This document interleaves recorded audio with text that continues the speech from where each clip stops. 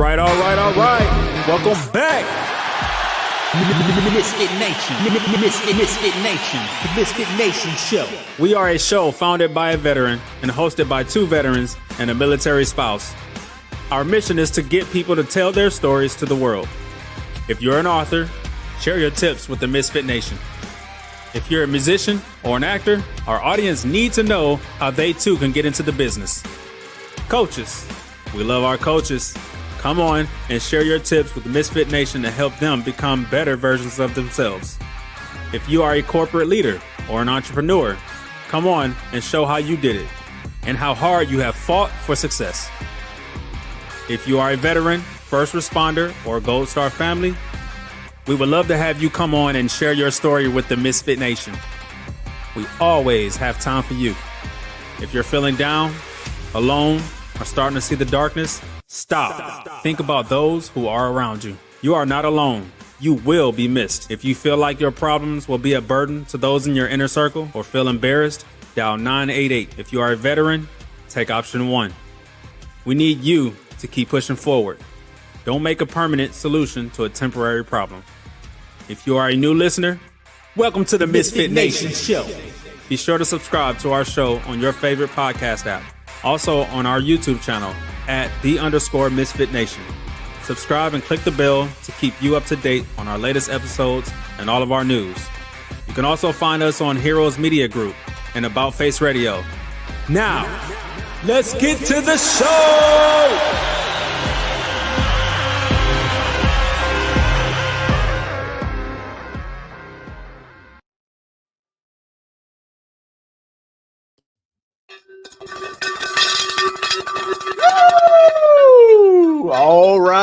All right. Let's start with our heads down, boys and girls. We have somber news tonight. On September 17th, 2025, the 160th Special Operations Aviation Regiment lost 4 warriors. United States Army Sergeant Jadalyn Good, 23, of Mount Vernon, Washington. Army Sergeant Donovan Scott, 25, of Tacoma, Washington. Army Chief Warrant Officer 3, Andrew Cully, 35, of Sparta, Missouri. And my friend and brother, I've known him 10 years, knew for 10 years. Chief Warrant Officer 3, Andrew Krause, 39, of Sanibel, Florida. Keep them in your thoughts, your prayers, their families in your thoughts and prayers as they go through this sudden change in life. And they go through this life, and we'll be there for them. But did you hear that? The boys are here tonight. They don't want to hear about somberness. There's not a storm outside. It's the sound of the Misfit Nation coming alive. The ToosDay Crue. It's a brand new week. And the crew is back to light this place up. We've carried the weight. We stood strong. And now it's time to crank the volume up to 11 and bring that heat. This is not just another Tuesday night. This is the ToosDay Crue. The night for real talk, raw stories, big laughs, and the kind of energy that only happens right here. So, Misfits, are you ready to turn it loose? Are you ready to get loud, fired up, and unstoppable? Then make some noise, because here come the voices of grit, resilience, and chaos. Your Tuesday tag team. That's Cagney, that's Lacey, that's Steven and Jake. Let's get it, boys. I got the movie colors in my head. Can you see the light? I can see the light. Let's get ready to rumble.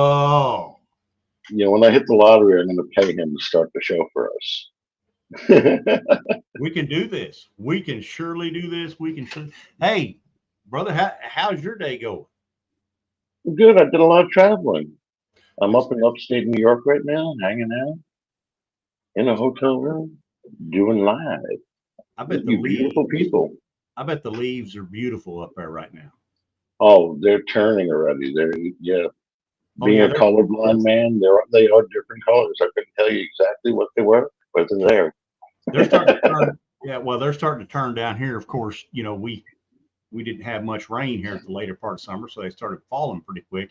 But they're starting to turn. This morning it was nice, and it wasn't really crisp outside. It was kind of humid, but man, it was beautiful. Myself and Mrs. Holland went to Nashville today, hung out together, just had a good time. We had some doctoring stuff we had to do down there. Before we go too far, I would like to mention that tonight's presentation of the ToosDay Crue is sponsored by Inert Mugs. Go to inertmugs.com. Let me get that in there. Back up a little. Inertmugs.com. And if you notice, if I got any red leg artillery folks out there, this here is a WP Smoke 155 projectile. And it's got the nomenclature. It's got what size it is. It has and it has the Dodak on the bottom of it. So it is painted up, got the nice paint on it. And let me tell you what, these things keep things cool and they keep things hot. So get on to inertmugs.com and get you one of these. Great investment. We got to get you on TV or maybe doing TikToks. Dude, I want to go to QVC, man. This is amazing. I'm gonna start advertising my Sham Wow.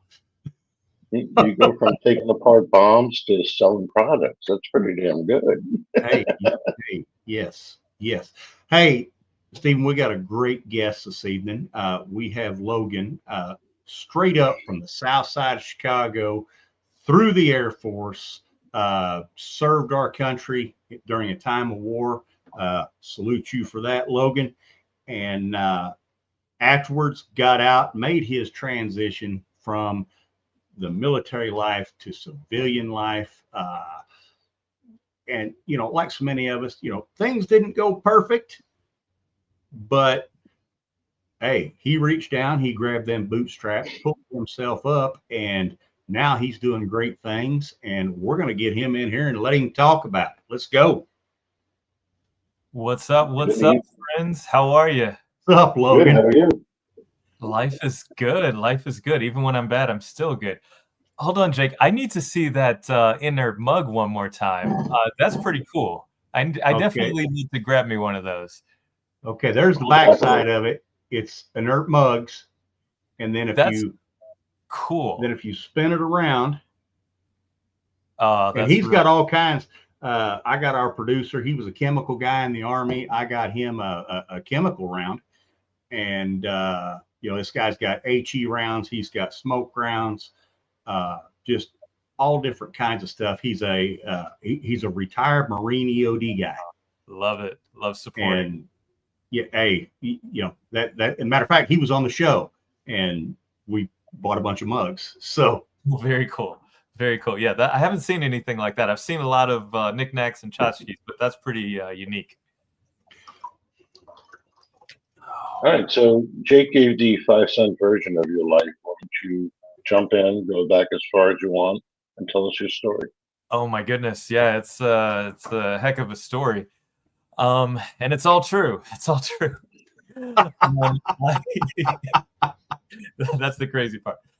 So I grew up on the south side of Chicago, as mentioned, and to a mother who had mental illness, and she struggled from bipolar and so disorder. And as a child, you don't really know how to handle that. You know something isn't right, but you're just trying to figure out, like, hey, how can I keep, you know, my mom happy? I want her to be happy so I can go play with my toys and have fun and, you know, just do my thing.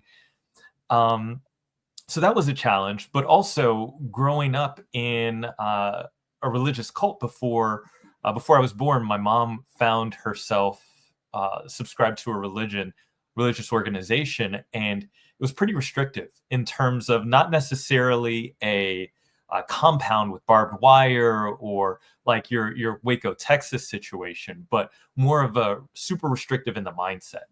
And as a result, as a child, little Logan wasn't able to, I wasn't able to watch cartoons as a child or eat chocolate or have any caffeine. We weren't allowed to play sports. And as a child, man, that's tough. You can't, growing up with Jordan in the 90s, I mean, how could you not watch sports? Oh, well, yeah, and especially on the south side of Chicago, I mean, I've been through there. There's basketball courts everywhere. Exactly. And yeah. And we didn't celebrate holidays. So it felt like every step of the way, there was just another way that I was different from everyone else. And I couldn't go to participate in gym class or participate in recess and things of that nature. And it was just like, man, as a teenager, I just wanted the pain to end. I didn't want to, it wasn't that I wanted new shoes or new clothes or anything like that. I just didn't want to be different from the rest of the kids. I just didn't want to be made fun of or different. And so I remember viscerally leaving church one Friday night, looking down the street and thinking it wouldn't be so bad if this truck hit me and just ended all the pain. And that is a really tough place for a teenager to be. Oh, you know what? You're confused enough as a teenager as it is to throw that on top of it. Man, I can't imagine. It was difficult. It was incredibly difficult. And thankfully, I still don't really remember how I got through that particular situation, but I knew I needed to get the heck out of that situation, that religious organization. So I ended up joining the Air Force, and I ran away from home. And, I say ran away, but I went to live with my uncle for a few months in Florida, who my uncle and my mom were estranged at the time. But spent some time with him before I joined the Air Force, and, thinking that just getting away was just going to solve all of my problems and I could reinvent myself and be a normal person. And I definitely reinvented myself, but, it's weird when you go through some things as children, if you don't deal with them properly, they kind of linger and they follow you through life. And so when I, loved joining the Air Force, got to reinvent myself, got to be a part of a great organization and travel the world and do things that I never imagined, I found myself in Iraq at the age of 26. And it was one of those situations where at Joint Base Balad, where I was assigned, we got mortar attacked and small arms and artillery fired at us 7 to 8 times a day. And there is no amount of training to prepare you for facing your mortality every single day, multiple times a day, seeing your brothers and your sisters just kind of terrorized by this facing your mortality, for lack of a better term. Yes. I was on the honor guard, and we went through those ceremonies, putting, plenty of good people on planes, and whether they were injured or passed on, sending them to launch stool back to Germany and back to the United States. It's tough. And coming back, I really struggled with why was I chosen to make it back out of all of these people that were probably more deserving than me, and it was really difficult. So I came back, in some ways it was this weird dichotomy of, I knew I was living in my comfort zone and that I was destined for more and greater things, but also really struggling with facing these life or death experiences so regularly. And my body physically came back home, my mind was stuck there for a really long time. Yeah. And I have to ask you a question right Please. now. You was talking about, the mortar attacks and everything. And I spent a short time on Balad. So I kind of know that, matter of fact, where the fire station was, and I think the MPs, the Army little fire station, the MPs had their little dog compound down there. We used to walk to the Air Force chow hall every day because, man, y'all had the best chow. But growing up the way that you did, and you said you didn't get to watch cartoons and stuff. You probably didn't get much TV at all. I don't know. Not a ton. Not a ton. But you were probably never exposed to any newsreels or anything like that showed this stuff. So you went in there cold, didn't know what to, never seen a war movie or never seen, that I can't quite wrap my head around that, because man, that would be some culture shock. Sure. So on one hand, I was definitely restricted in what I was exposed to as a child. And my mother, God bless her soul, she was so determined to not have her little boy fall into the cycle with everyone else, getting someone pregnant at a super early age, going on drugs, getting in jail, God bless her soul. She was super protective of her little boy. And I get it. As a parent, like, you want to do everything in your power to protect your child. I even remember when we would drive through certain parts of town, she would have me kneel on the floor of our 1990 Honda Accord and play with my toys or read my books, so I couldn't see the wine heads and the drug addicts and the prostitution that was outside. Like, she really didn't want me to see those types of things. So I grew up really restricted. But on the other hand, they really did believe in teaching me that, the world was just more than the streets of Chicago. So on one hand, we watched the news almost every night, the local news, world news.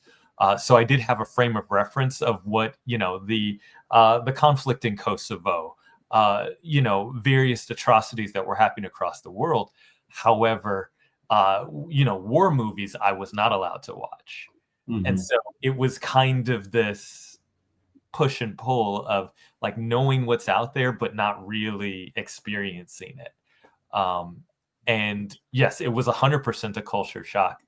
Yeah, how didn't you just go crazy? You went from being bubble wrapped for most of your life, protected like in a little shield, to getting bombed, to coming home. How do you not go nuts? I don't know that I didn't. Okay. Because I'm sitting here listening to you, I'm like, all right, so basically he was bubble wrapped as a child. Couldn't see anything, couldn't do anything. And then you went to Iraq. No, that doesn't compute to me. There was a few years in between. So I joined at the age of 18.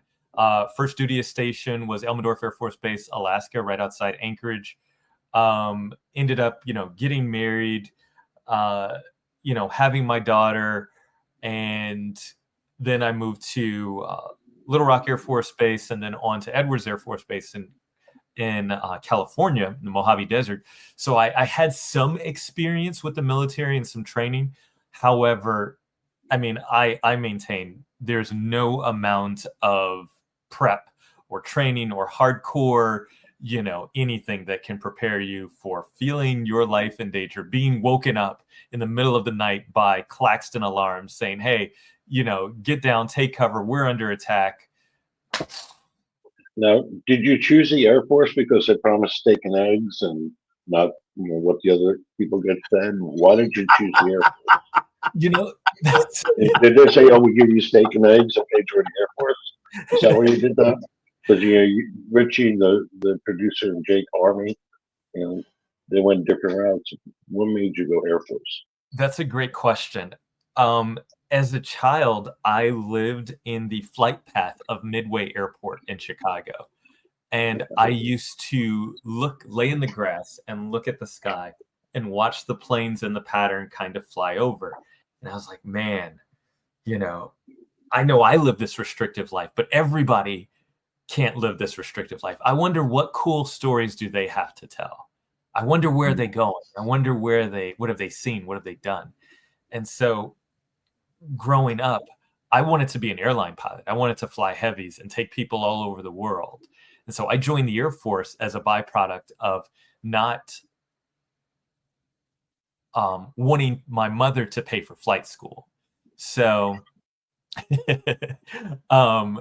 and I joined the Air Force, passed all the tests, but at the time my eyesight was too poor to fly. I was wearing glasses, and I, by the time I got eye surgery, PRK, I was too old to begin pilot training. So I was like, well, the situation is what it is. I'm in the Air Force. We're going to make the best of it. But that was the reasoning behind joining. Okay. Now, what was your MOS? I was an airport operations manager. Okay. So basically, we worked with the pilots to file their flight plans, understand their mission, make sure that work with the air traffic to make sure that they were on their way and had everything they needed, tracking the flights in and out, and making sure that the airport was safe for operations. Whether I was in Korea, whether we were doing experimental aircraft at Edwards, and obviously supporting the warfighters in Iraq. All right. Hey, we got a question. Yes. Popped up in here. Eleanor D. Rose FU. Thank you for this question.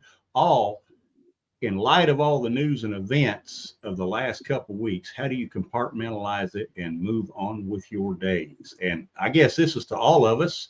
Logan, you're the guest. You pop off your first answer. Oh my goodness, Eleanor, thanks for your question. And it's tough. You have to, and throughout history, there's always, really difficult things happening all over the world. I mean, people are always dying, and it's really difficult to reconcile that. From my perspective, you have to acknowledge, the evil in the world, that no matter where you are on the political spectrum, a life was lost, and that is not okay. I never condone war, mental illness, suicidal. So whatever the situation is, like, it is, I choose to acknowledge, like, man, someone out there is hurting, and it is difficult, and life can be hard, and that's okay. How I compartmentalize it is I've grown up, as I mentioned earlier, exposed to the news. My grandmother and I, we would sit down and we would watch the 5:30 news with Peter Jennings like every night. And that was our thing. We really bonded over that. And you kind of understand, like, your heart goes out to them. You pray for them. You wish them the best. And at a certain point, there's not a lot you can do about it. You have to control how you navigate with the world, how you interact with other people, making sure that you are being the kindest, best version of yourself. And there's a lot of things that you can't control. I was taught pretty early in my military career, control the controllables, and let the other cards fall as they may. And I would suggest that to you. All right, Stephen. Oh, I'm not touching it. You go ahead. You're not touching it? Okay. I made my comments weeks ago on this. All right. Yeah, there's been some horrible things that have happened. Thank you for commenting on that, Ryan. There's been horrible things that have happened, and not just with Charlie Kirk. We had the stabbing just days before that. And I pray about it. I pray to God that hearts are softened. We have too much hate in this world right now. I have seen evil. I have seen hate. I don't like it. And I turn to Jesus Christ. I pray for wisdom. I pray for compassion, and I pray for forgiveness, and pray to be strong enough to forgive those who are doing wrong, whether it's to me or to anybody else. And I pray for souls to be saved. That's how I deal with it. And do I get angry? Yes, I do. And then I try to pray about not being angry. It's tough. It is, but hopefully that will bring my walk with my Lord and Savior closer and give me a better relationship with Him, which in turn will give me a better relationship with humanity. And that's the way I do it. And thank you for that question. Absolutely. Absolutely. Okay, so we're going to keep rolling right along. You were in the Air Force. Come time to get out. Did you just jump or did you have a plan? Oh my goodness. That's a story. That's a hell of a story in and of itself. Yes, I jumped and I had a plan. Good deal. Good deal. Got to have a plan. I have a plan. You know, but it's funny how things work. You know, sometimes you jump and you're like, oh crap, the circumstances that I thought was the landscape isn't. And so we're going to have to build this plane in the air and make it work. So, you know, as I mentioned, I struggled coming back from Iraq, and I immediately went to therapy, you know, within the month that I came back from Iraq. I knew that, you know, there could be some lasting implications based on, you know, other family members that I knew that had come back and they weren't quite right because they didn't deal with their issues. So went into therapy, but I was living in Belgium at the time, and because I wasn't super present with my family, I struggled in my home life and ended up going through a divorce. And my in that process, like my entire life crumbled, and I didn't want it for myself. I didn't want it for my daughter, but it was kind of what was going to happen. And I went through another bout of suicidal ideations. I turned to the bottle. I turned to alcoholism. I wasn't sleeping. I was anxious. I was depressed. I was everything. And I was living in this foreign country and not truly able to enjoy it because I had all of this mental trash, all of this mental warfare happening. And I struggled. And I promise I'm going to get to your question, but oh, hey, you're doing fine. I remember viscerally walking one day to work after and drunk as a skunk at 3 a.m, couldn't sleep, just trying to get away from my demons of wanting to end the pain again. And as I was sobered up on this walk to work, I was thinking, if I kill myself, what example will my youngest, my 8-year-old, have for what to do when times get tough? What will she carry with her through her entire life as an option if I kill myself? And I didn't want that to be her story because I wasn't strong enough to do it for myself. I said, okay, on this walk, I'm going to commit to myself that I'm not going to be an example of what to do and how to give up, but an example of how to pursue your dreams and fight and grind when times are difficult and life doesn't go exactly the way you planned. I'm going to be an example. I'm going to pursue my dream of working and directing live television events, something completely different from working at airports. I'm going to see if I can make this dream a reality. And so I spent the next few years cold calling hundreds of directors, producers, productions, emailing thousands of people, trying to set myself up. So when my contract was over with the military, I served 12 years. I was able to have a plan and try to navigate these murky waters. I didn't know anyone in LA. I didn't have a network in television, but I had a vision, and I was determined to attack it, for lack of a better term. I applied military strategy kind of at a subconscious level, because I was just fresh out of the military, on, how to attack your goals and dreams and make it come to fruition.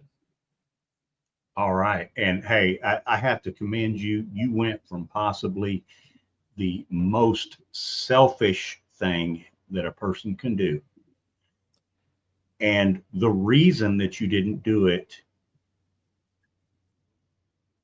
that's got to be one of the most unselfish things that, because you did not want to set that example for your child. And that's, brother, I'm glad you're still here. I truly am. And after the divorce, how is your relationship with your daughter still?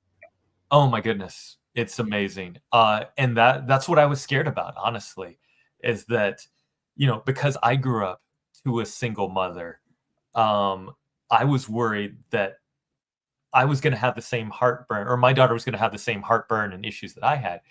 But I chose to, while she didn't live full time with me, I chose to foster that relationship and build and make sure that, my mother never talked about her mental illness with me, Mm-hmm. but I talk about my struggles with anxiety with her, and she'll tell me her troubles with anxiety. And turns out, like father, like daughter, she struggles with it in a very similar way. But because we have that relationship, it's changed everything. She knows all about my struggles with suicidal ideations and the tools that I've used to cope with it. So one of the things that I love sharing with, particularly with single moms, is they feel like they must be so strong for their children and they cannot show any vulnerability. But one of the things I share is, hey, one of the most beautiful things you can do is show vulnerability and how you deal with that struggle. Because if you do not show your children how to deal with that struggle, they will have to go through and figure it out for themselves. And sometimes they're going to deal with it in a wrong way. Yeah, make it a teaching moment. Hey, we're going to take a quick pause here, and then we're going to get some questions. First of all, I want to thank everybody out there for joining us. And tonight we're talking with Logan, Air Force veteran, talking about, grew up on the south side of Chicago, joined the Air Force, got out of the Air Force, and now going to talk about more of his transition from the Air Force to civilian life. Make sure you hit that like, share, and subscribe out there. Get this out to as many people as you can. Hit all the buttons. And also, if you're out there tonight and you're feeling the darkness and you do not think that you want to be here tomorrow, please don't do that. Tomorrow will not be as great a day without you in it. Pick up that telephone, dial 988. If you're a veteran, take option 1. Somebody will pick up that phone and talk to you. They will listen to you and get you resources that you need. If you don't want to make that phone call, get on your computer, your tablet, your phone, whatever, and hit up info@themisfitnation.com, Jake@themisfitnation.com, or Steven@themisfitnation.com. Drop your phone number in there. We'll call you, and we can have a chat. This is what we do, and like I said, do not make a permanent solution to a temporary problem, because those problems, they're just temporary. Reach out to someone. All right. I can piggyback off that. I want to answer the question, but I just want to say, for those of you that maybe aren't military, or even if you're a veteran and you're not strong enough to dial 988, just call someone in your phone and say, hey, I need to talk. And just talk to someone, because it's like a pressure cooker. if you hold it in and you're dealing with this turmoil underneath, sometimes just talking to someone will ease the pressure off that pressure cooker and you will feel lighter. Like, just pick up anyone in your phone, even if you don't think they'll care, they want to hear, they're too busy. It doesn't matter. Just please pick up the phone. Yes. Talk to somebody. Nobody should ever be too busy to answer the phone and say hello and talk to you. And you know what? We as humans are not designed to go through this world alone. Yes. And hey, thank you for popping that in there, Rich. If you think that someone's might be having text or call them, preemptive strike on that. Very good. All right, we're going to pop this question in here. It is from Mar 23 Drive 4. Logan, what was the moment you realized you had to take command of your own life? Thank you for that question. That's a beautiful question. And there's a few moments. One in particular, when I was in Iraq and the mortars were flying in and I am hiding in a concrete bunker with 5 or 6 of my best friends, and I'm like, okay, if I make it out of this hell, I definitely can't live in a comfort zone. I definitely can't just continue living life as normal. And so to one degree, I came back and I struggled mentally with connecting all the pieces to make it happen. But on the other hand, when I came back, I was like, okay, if I am given, and I still feel this viscerally to my core, that each morning when I wake up, I feel like my skin is on fire because I have been given an opportunity that so many of our brothers and sisters didn't get. I flew out of that country. I am able to continue life. And so I felt like it was a personal obligation because I was given this maybe time extension, maybe whatever you want to call it, because I was given this, I need to do something with it. And I feel like every day that I have in life now is so beautiful and extra. And it is my goal.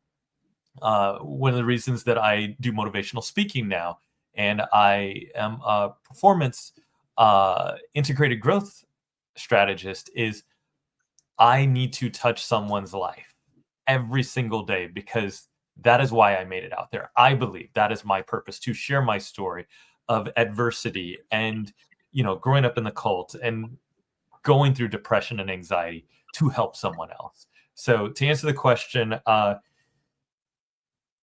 there's been a few times in my life that is really kind of highlighted, hey, you need to do something and give back and take control. But that was probably the biggest, most defining, when I was in Iraq, thinking that, if I get this opportunity, I need to do something with it.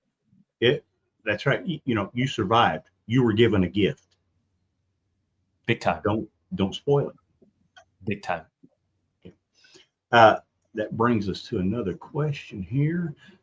You and I, 76, how did your experiences in a cult shape the way you identify, or shape the way you view identity and freedom today? And do you have animosity towards religion as a whole, or have you completely took the turn and went back to a church?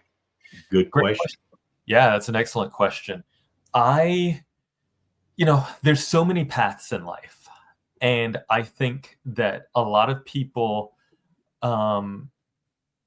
there are some people that will manipulate and pervert anything that could be beautiful. Mm-hmm. For example, there are people that manipulate love. There are people that manipulate people's, others' generosity. There's always, and I wish there was a way around it, but there's always some sort of evil that's trying to offset the good. So I believe that in terms of religion, there's a lot of good that religion does.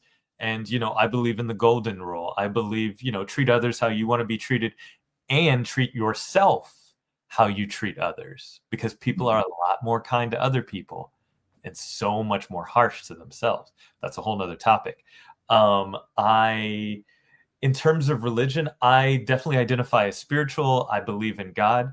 I struggle with some church politics because I've seen some instances where leaders take advantage of people that are less well off. And that is tough for me. And that's just my journey and where I've come from, what I've seen. I believe that,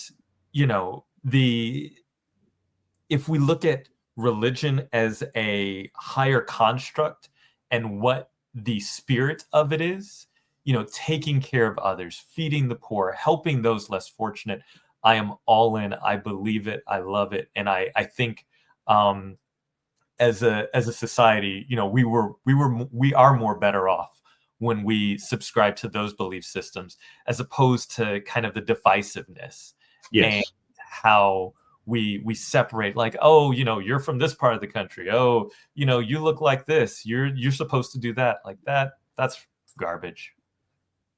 And not for nothing, you don't need to go to church to be religious. So you don't need to affiliate yourself that way. You can pick up a book. You can read what you want to read. You can learn what you want to learn and praise what you want to praise. You do not need to go through a door, give a donation, and listen to somebody chat to you. You can do that at home. You can handle it yourself. You don't need to have a church. You don't need to have a building to go to.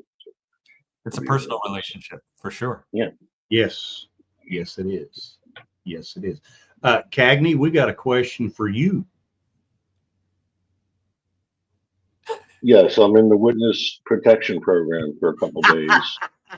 I am not in the regular spot. I won't tell you where I am. You can guess if you like. Whatever turns you on. But yeah, definitely new surroundings for me tonight. And hey, for those of you, Mrs. Cagney is with him. So she's sitting here saying, "What the hell is he talking about?" But I brought my shirt, so I look like me, just in a different house. Oh, hey, I completely understand.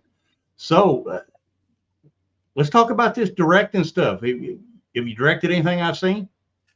I've definitely been a part of some productions that you may or may not have seen or glanced at. I specialize in sports highlight shows, concerts, corporate events. I've done fashion shows for streaming and broadcast. I've been a part of 2 World Series, 1 Super Bowl. Nice. I've done a lot of LA sports at all levels, collegiate, pro. And I've directed multiple French Opens, Australian Opens, pre-game, post-game shows, things of that nature. I primarily work with the Tennis Channel and do a lot of stuff with them in LA, all over the world. So that's what I do in terms of my directing work. Now, I'm going to tell you something. This comes from a fan. We need more baseball. Okay. They're trying to give you less baseball with the pitch clocks and shortening up the games. And no. We need more baseball. It's going to be like football sooner or later. Football's going to become tag football or flag football sooner or later, so nobody gets hurt and nobody cries. So yeah, I'm a big fan of baseball, and that's just. I grew up a diehard Cubbies fan. You on the South Side, and you a Cubs fan. I was a Cubs fan. Yes, sir. Well, I'm surprised. I grew up in the Sammy Sosa, Mark McGwire. Oh yeah, but still, I mean, I bet you didn't show them Cubs colors when you was out walking around, did you? Well, I couldn't because I wasn't allowed to watch sports, so I couldn't. Okay. Sports. All right. So it was interesting. I had you'll appreciate the story. I had a little radio that I snuck in the house, and I would listen to Cubs games on the radio when I was a kid, and I knew like I would get crucified if I did. But WGN in Chicago, and I'm a Cardinals fan, so I am definitely not a Cubs fan. But I would tune in to WGN just to listen to Harry Carey. Legend. Yes, he was a definite legend. We're going to get this next question that comes up, and then I got some more directing questions for you. I love it. Well, there was one before that too, but go ahead, take this one. From Henry Not Hank. What lessons from your military service have helped you rebuild after trauma? Great question, Henry Not Hank. Henry Not Hank, I appreciate that. So specific lessons, it's hard to pinpoint because, when you look at military service, there's so much that goes into each duty assignment, your relationship with people, your basic training, Iraq, Korea, Belgium. It's so much that kind of the lines and lessons get blurred. But one of the things that I take away is that as military members, as people, as humanity, we go through so much in life. And while some of us have crazy, layered, wild stories, some of us also, our trauma goes deep. And it might not be as elongated as mine, but no one gets through this life, unscathed, for lack of a better term. Like there's something that happens. And so one of the things that being in the military taught me was that we all come from different walks of life. We all come from different backgrounds. We've all gone through something. And whatever our trauma is, being in the military has shown me that we are all far stronger than what we believe. Mm-hmm. We have all more resilience, and we are better together as a community. We are stronger together when we bond together and we help each other through trauma, through tough situations. If someone's down, like reach out for help. As military guys, and brothers and sisters, yes, we're going to be hard on you. Sometimes we're going to make fun of you. Sometimes we're going to, we're going to rib you a little bit. We're going to give you some, we're going to give you some poop for whatever you're going through. Oh, yeah. We will never leave you there. And that is what I love about this community. Yeah. And, there's, and I used to say, I had people in my unit that, I wouldn't dump water on them if they was on fire. But would I ever leave them behind? Never. They are my brother or my sister, and they would do the same for me. And, you can have a disagreement and still love one another. I think people can lose sight of that. Yes. But I think it still reigns true. If I call you and say, hey, I need you, guess what? I know they're going to be there for me. Yes. Another question's popping in. Man, that was the one I said you missed. Oh, I'm sorry. Sucks 43. He wants to know, how do you guide others to process pain without getting lost in it? That's also an excellent question, because you have to, and this is something that I've learned in marriage, empathizing with your partner and being there for them without completely,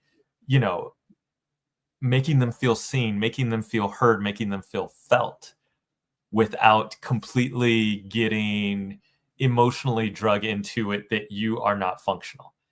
It's it's something to navigate. And I think that comes with resiliency, that comes with time and effort. A lot of my friends and people that I'm coaching, like I said, we're all going through some sort of trauma. You have to empathize. But one of the things that I lost, I've I've explored a lot of religions, and one of the things that I love about Zen Buddhism is this idea of not being attached to a feeling or emotion, or buoyancy and resiliency, kind of being the rock as the wave of emotions kind of splashes over you. And sometimes the tide is really high and you feel it and you're in it. But know that, guess what? This too shall pass, and the tide will once again subside, and you're going to be okay, because you are that rock, you are that energy, you are that spirit. Knowing that, I'm in this really privileged position where someone has chosen me to help them strategize or coach them through the situation, knowing that they will 100% get to the other side. It's just a temporary setback. That is really special. Awesome. Yeah. Temporary setbacks. Everything's temporary. Another question here from Mikey. Liked it. F Mikey. Okay. Hey, Misfit Nation, I got to give y'all props on your handles here. This is pretty badass. What message do you want veterans or trauma survivors struggling with right now to hear? Oh my goodness. So there's so many levels to it, but I think something that's not spoken about is identity. Who you are to your core. What do you tell yourself when you are by yourself? And so many people feel like, man, I've gone through this really tough thing. I'm struggling. And that's okay. But that does not mean you are defined. And your future is determined by the things that you've gone through. You can choose to be a different person tomorrow. You can choose to not, I've experienced anxiety. I've experienced suicidal ideations. I've experienced really intense depression. But that does not mean that's who I choose to be. That is not how I choose to navigate the world. I still choose at my identity, at my core, to give back to others, to be a light in some cases when there's a lot of darkness around and a lot of negativity. You know what? I'm still, even though I'm going through this trauma and this really shitty situation, guess what? I'm going to smile and I'm going to be nice to the people at the grocery store, because they're just trying to make a living. They're earning their money. I'm not going to make their day worse by dumping whatever I have on them. So if you're going on through trauma, and like, that's life, let's face it, we have ups and we have downs, but making a choice to not let that define who you are, but instead let it propel you to make an impact to other people. Use that to touch other people. Yes. And when you live in a place of gratitude and you're like, you know what, I've been through some stuff and it wasn't pleasant, but guess what? I am so thankful to be here. I'm so thankful to have what I have, because it could be so much worse. I could have not made it out alive. I could have, I could not be, I'm pretty effed up upstairs, but I could be more effed up. You know what I mean? Hey, you're talking to two professionals here. So. I love it.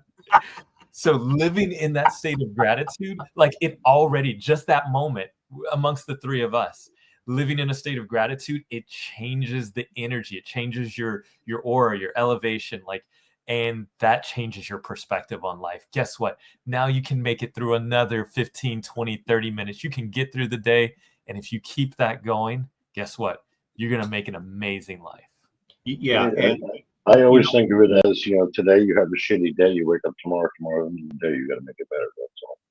There's always tomorrow. You can always make it better. You can go up from there. And I have found that there's a couple things that I try to do is always say please and thank you, especially to like cashiers, servers, anybody like that. And somebody told me a long time ago, one of the most beautiful sounds that somebody can hear is the sound of someone saying their name. they wear a name tag for a reason. Call them by their name, tell them thank you and add their name on there.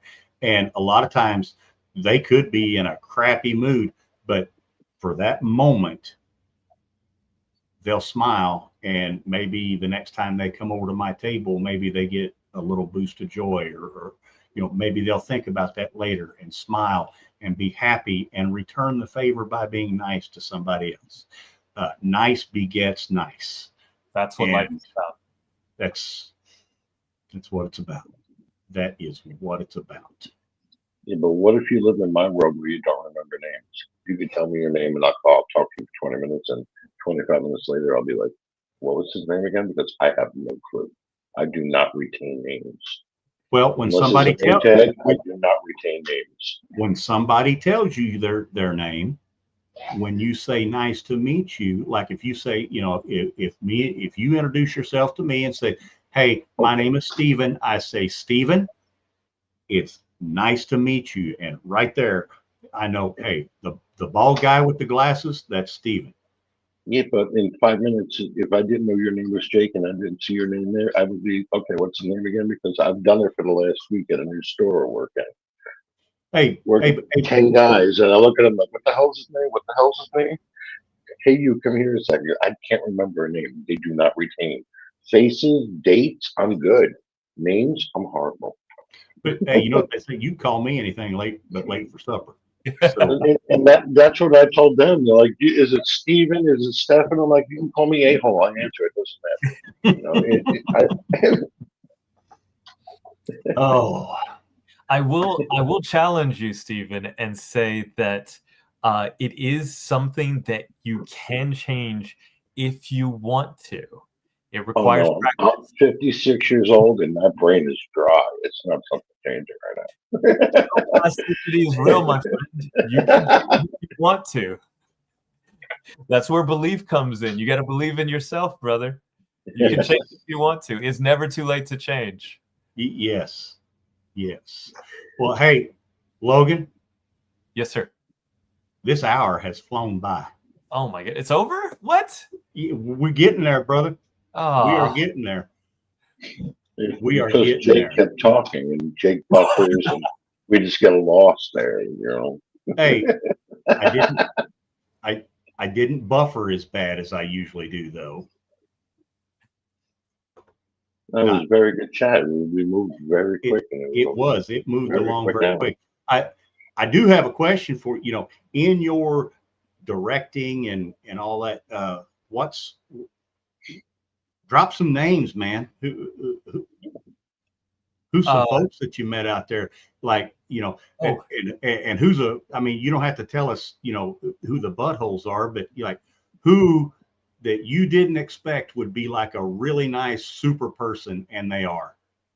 I've done a lot of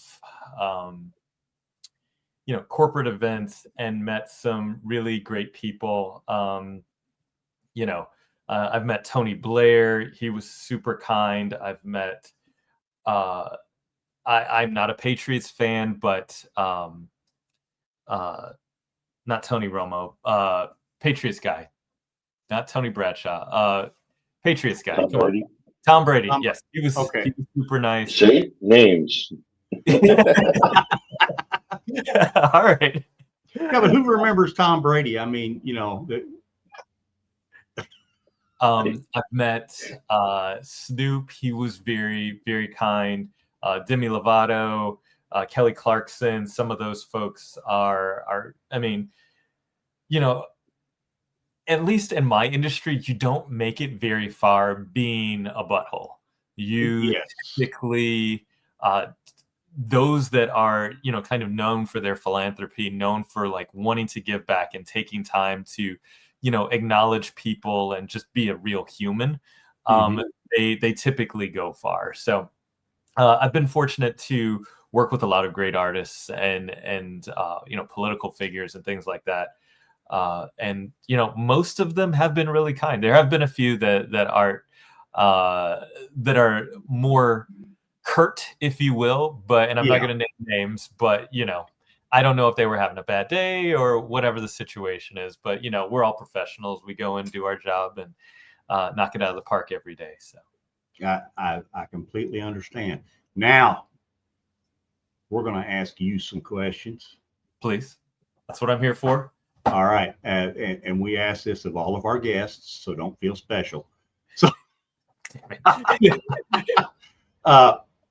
what's 3 things that Logan has to do every day, non-negotiable, that you have to do every day or your day is not complete?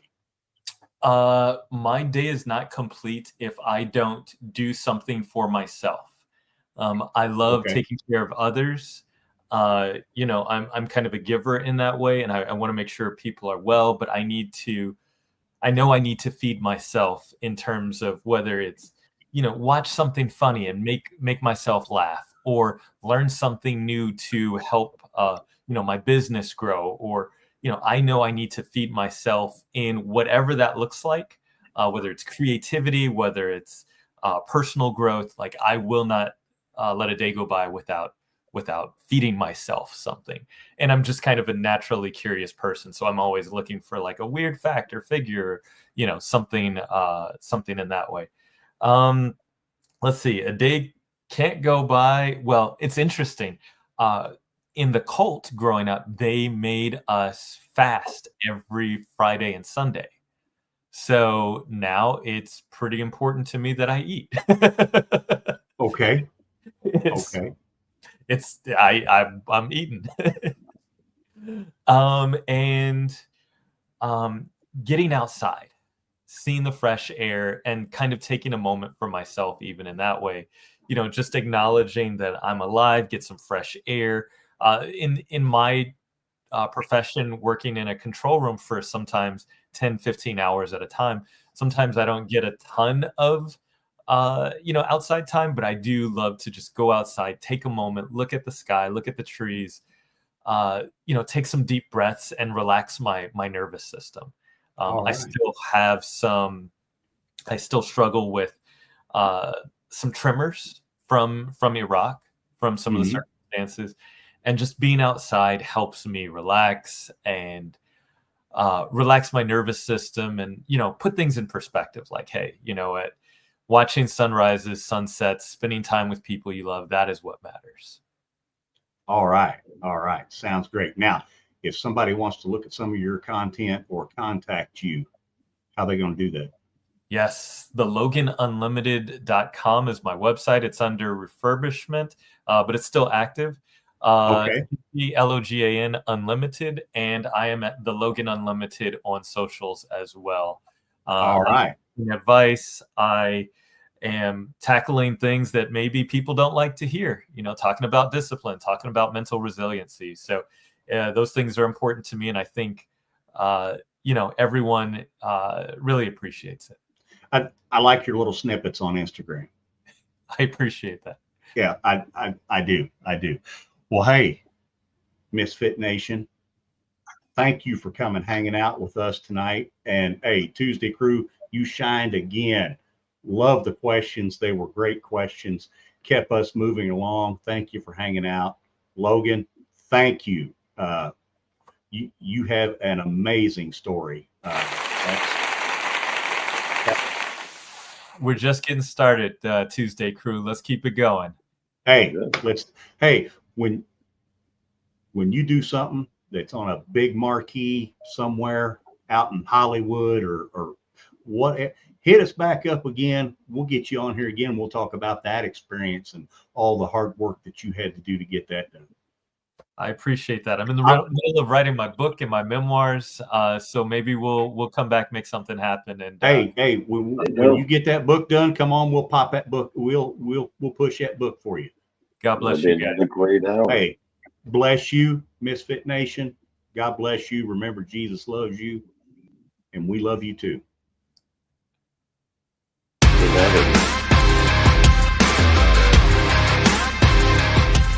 Thanks for checking us out and being a part of the Misfit Nation show. Don't forget to visit our website at themisfitnation.com.